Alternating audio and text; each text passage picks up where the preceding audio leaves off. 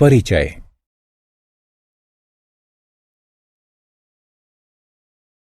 Hello माँ, मैं वादे के अनुसार आई हूँ। चलो मूवी देखने चलते हैं। विदुषी, तुम्हें आधे घंटे इंतजार करना होगा। मुझे इस चित्र को पूरा कर लेने दो। ठीक है माँ, मैं इंतजार कर सकती हूँ। माँ, मुझे बताओ कि आप इतनी बड़ी इमारतें और इनके अंदरूनी हिस्सों के चित्र कैसे बना लेती हैं? इन उपकरणों की सहायता से विदुषी। माँ, ये ठीक वैसे ही हैं जिनका उपयोग मैं ज्यामिति की कक्षा में करती हूँ। अब तुम समझी कि गणित वास्तुकला के लिए कितनी महत्वपूर्ण है। हाँ माँ, मैं समझ गई। इस पाठ के अंत में आप प्रायोगिक ज्यामिति के बारे में जानेंगे। उद्देश्य। इस पाठ के अंत में आप निम्न करने में सक्षम हो जाएंगे। एक वृत्त खींचना, एक रेखाखंड की रचना करना, एक रेखा पर लंब खींचना, एक रेखाखंड का लंब समद्विभाजक खींचना, एक कोण का समद्विभाजक खींचना, कोणों की रचना करना, वृत्त की रचना करना। एक वृत्त दो आयामी आकृति होती है। प्रत्येक वृत्त का एक केंद्र होता है। एक वृत्त की परिधि और केंद्र के बीच की दूरी त्रिज्या कहलाती है। एक वृत्त के केंद्र से होकर जाने वाला रेखाखंड, जिसके दोनों सिरे वृत्त की परिधि को छूते हैं, वृत्त का व्यास कहलाता है। एक वृत्त का व्यास उसकी त्रिज्या से दुगना होता है। एक प्रकार यानी कंपास की सहायता से हम एक वृत्त खींचते हैं। प्रकार दो भुजाओं वाला एक उपकरण है, जिसमें एक भुजा स्थिर होती है, जबकि दूसरी भुजा पेंसिल के साथ स्वतंत्रतापूर्वक घूमती है। आइए हम प्रकार का उपयोग एक वृत्त, दो प्रतिच्छेदी वृत्त तथा तीन संकेंद्री वृत्त खींचने के लिए करें। एक वृत्त। आइए हम 3 सेंटीमीटर की त्रिज्या वाला एक वृत्त खींचते हैं। चरण 1। प्रकार को रूलर यानी फुट्टे पर रखिए तथा 3 सेंटीमीटर की माप तक फैलाइए। चरण 2। प्रकार के नुकीले सिरे की सहायता से वृत्त का केंद्र बिंदु बनाइए। चरण 3। वृत्त के केंद्र पर प्रकार के एक सिरे को स्थिर रखते हुए पेंसिल वाली भुजा को चारों ओर घुमाइए। देखिए, वृत्त बन गया है। वृत्त की परिसीमा यानी परिधि पर स्थित सभी बिंदु वृत्त के केंद्र से समान दूरी पर होते हैं। दो प्रतिच्छेदी वृत्त। प्रतिच्छेदी वृत्त समान त्रिज्या वाले भी हो सकते हैं और नहीं भी। चलिए प्रतिच्छेदी वृत्त खींचते हैं। चरण 1। 4 सेंटीमीटर की त्रिज्या वाला एक वृत्त खींचिए। चरण 2। 5 सेंटीमीटर की त्रिज्या वाला एक वृत्त इस तरह खींचिए कि ये पहले वृत्त से होकर गुजरे। अब हमारे पास 2 प्रतिच्छेदी वृत्त हैं। 3 संकेंद्री वृत्त। संकेंद्री वृत्त वे वृत्त होते हैं जिनके केंद्र बिंदु समान होते हैं, किंतु त्रिज्याएं भिन्न होती हैं। आइए अब हम 2, 3 और 4 त्रिज्याओं वाले 3 संकेंद्री वृत्त खींचते हैं। चरण 1। सबसे पहले केंद्र बिंदु अंकित कीजिए तथा 1-2 सेंटीमीटर की त्रिज्या वाला एक वृत्त खींचिए। चरण 2। उसी केंद्र बिंदु से 3 सेंटीमीटर की एक भिन्न त्रिज्या वाला एक अन्य वृत्त खींचिए। चरण 3। पुनः उसी केंद्र बिंदु से 4 सेंटीमीटर की एक भिन्न त्रिज्या वाला एक अंतिम वृत्त खींचिए। हमारे पास अब 3 संकेंद्री वृत्त हैं। रेखाखंड की रचना। 2 अंत बिंदुओं वाला एक रेखाखंड एक रेखा का मापने योग्य हिस्सा होता है। एक रेखाखंड की रचना करने के लिए हम एक रूलर और एक प्रकार का उपयोग करते हैं। आइए हम एक 5 सेंटीमीटर की लंबाई वाला एक रेखाखंड खींचते हैं।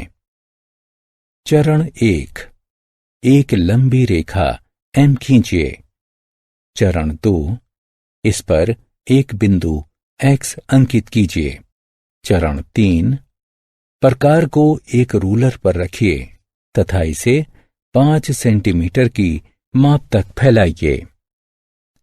चरण 4, प्रकार के नुकीले सिरे को बिंदु X पर रखिए।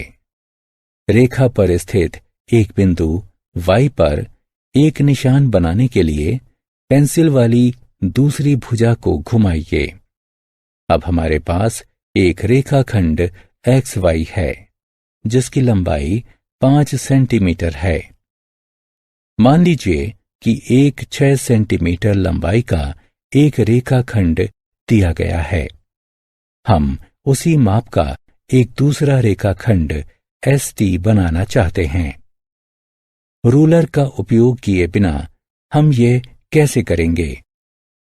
चरण 1, PQ को मापने के लिए प्रकार का उपयोग करें। चरण 2, एक लंबी रेखा L बनाएं। इस पर एक बिंदु S चिन्हित करें। चरण 3, प्रकार के नुकीले सिरे को बिंदु S पर रखें। रेखा पर बिंदु T चिन्हित करने के लिए पेंसिल वाली दूसरी भुजा को घुमाएं। अब हमारे पास एक रेखाखंड ST है जो कि रेखाखंड PQ की एक प्रति है। एक रेखा पर लंब की रचना। एक रेखा पर उसका लंब उसे एक समकोण पर काटता है। एक रेखा पर लंब को 2 तरीकों से खींचा जा सकता है। पहला, रेखा पर स्थित एक बिंदु से होकर और दूसरा, रेखा के बाहर स्थित एक बिंदु से होकर। आइए दोनों तरीकों से लंब की रचना करना सीखें। रेखा पर स्थित एक बिंदु से होकर लंब खींचना। चरण 1, एक लंबी रेखा M की रचना कीजिए। चरण 2, इस पर एक बिंदु A को चिन्हित कीजिए। चरण 3, बिंदु A को केंद्र के रूप में लेकर तथा कोई भी त्रिज्या वाला एक चाप खींचिए जो एक रेखा M को 2 बिंदुओं C तथा D पर काटता है। चरण 4, CA से अधिक लंबाई की त्रिज्या तथा C को केंद्र के रूप में लेकर पहले चाप के ऊपर एक चाप खींचिए। चरण 5, वही त्रिज्या तथा D को केंद्र के रूप में लेकर पहले चाप के ऊपर एक अन्य चाप खींचिए। चरण 6, दोनों चापों के प्रतिच्छेदन बिंदु को E से अंकित कीजिए। चरण 7, रूलर की सहायता से बिंदु E तथा बिंदु A को मिलाइए। EA रेखा M का लंब है। रेखा से बाहर स्थित एक बिंदु से होकर लंब डालना। चरण 1, एक लंबी रेखा M खींचिए। चरण 2, इसके ऊपर एक बिंदु A अंकित कीजिए। चरण 3, किसी भी त्रिज्या तथा बिंदु A को केंद्र के रूप में लेकर एक रेखा M को 2 बिंदुओं C तथा D पर काटने वाला एक चाप खींचिए। चरण 4, CD की लंबाई के आधे से अधिक त्रिज्या तथा C को केंद्र के रूप में लेकर पहले चाप के नीचे एक चाप खींचिए। चरण 5, वही त्रिज्या तथा डी को केंद्र के रूप में लेकर पहले चाप के ऊपर एक अन्य चाप खींचिए। चरण 6, दोनों चापों के प्रतिच्छेदन बिंदु को ई से अंकित कीजिए। चरण 7, रूलर की सहायता से बिंदु ई तथा बिंदु ए को मिलाइए। ए ई रेखा एम का लंब है। रेखाखंड के लंब समद्विभाजक की रचना करना। एक रेखाखंड का एक लंब समद्विभाजक इसे समकोण पर प्रतिच्छेद करता है तथा उसे दो बराबर भागों में विभाजित करता है। चरण 1, एक रेखाखंड एक्स वाई खींचते हैं। चरण 2, प्रकार पर एक्स वाई की लंबाई के आधे से ज्यादा की एक त्रिज्या मापते हैं। चरण 3, एक्स को केंद्र बिंदु लेकर रेखाखंड के नीचे और ऊपर एक चाप खींचते हैं। चरण 4, वाई को केंद्र बिंदु लेकर रेखाखंड के नीचे और ऊपर एक दूसरा चाप खींचते हैं। चरण 5, चाप के प्रतिच्छेदन बिंदुओं को ए तथा बी से अंकित कीजिए। चरण 6, डिवाइडर से ओ एक्स तथा ओ वाई को मापें। ओ एक्स बराबर ओ वाई। चरण 7, कोणों एक्स ओ बी तथा वाई ओ बी को मापिए। कोण एक्स ओ बी बराबर कोण वाई ओ बी बराबर 90 डिग्री। अतः ए बी एक्स वाई का लंब समद्विभाजक है। कोण के समद्विभाजक की रचना। एक कोण का समद्विभाजक इसे दो बराबर भागों में विभक्त करता है। आइए हम एक कोण समद्विभाजक की रचना करना सीखते हैं। चरण 1, कोण AOB खींचिए। चरण 2, O को केंद्र बिंदु मानते हुए एक चाप खींचिए जो कोण की दो अर्धरेखाओं OA तथा OB को क्रमशः P तथा Q पर काटता है। चरण 3, PQ की आधी लंबाई से अधिक एक त्रिज्या को मापिए। मापी गई त्रिज्या के साथ तथा P को केंद्र लेकर PQ के ऊपर एक चाप खींचिए। चरण 4, वही त्रिज्या लेकर तथा Q को केंद्र में लेकर PQ के ऊपर एक दूसरा चाप खींचिए। चरण 5, चाप के प्रतिच्छेदन बिंदु को C से अंकित कीजिए। O तथा C को मिलाइए। चरण 6, कोणों AOC तथा COB को मापिए। कोण AOC बराबर कोण COB। अतः OC कोण AOB का समद्विभाजक है। कोण की प्रति की रचना। एक कोण की प्रति की रचना कैसे की जाती है जिसकी माप हमें ज्ञात नहीं है। कोण AOB दिया गया है। चरण 1, कोई भी त्रिज्या लेकर तथा O को केंद्र मानते हुए एक चाप खींचिए जो कोण की दो अर्धरेखाओं OA तथा OB को क्रमशः P तथा Q पर काटता हो।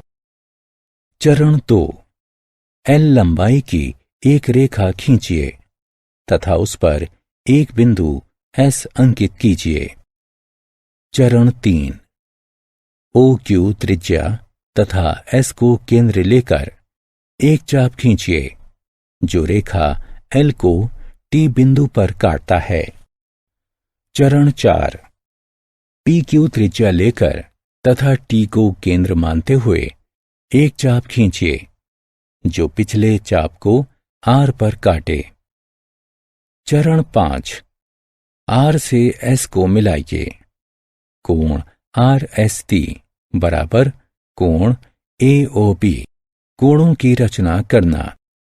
आइए अब एक एक करके कुछ विशेष कोणों की रचना करते हैं। 30 डिग्री के कोण की, 60 डिग्री के कोण की और 120 डिग्री के कोण की। 30 डिग्री का कोण।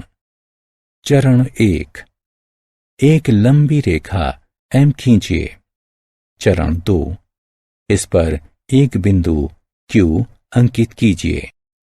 चरण 3, कोई भी त्रिज्या लेकर तथा Q को केंद्र मानकर एक चाप खींचिए जो रेखा M को बिंदु R पर काटती है।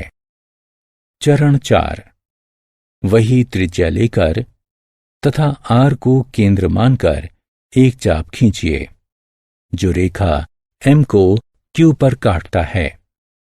चरण 5, चाप के प्रतिच्छेदन बिंदु को P से अंकित कीजिए। चरण 6, P से Q को मिलाइए।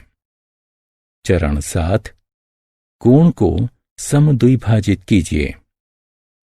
चरण 8, कोणों PQS तथा SQR को मापिए।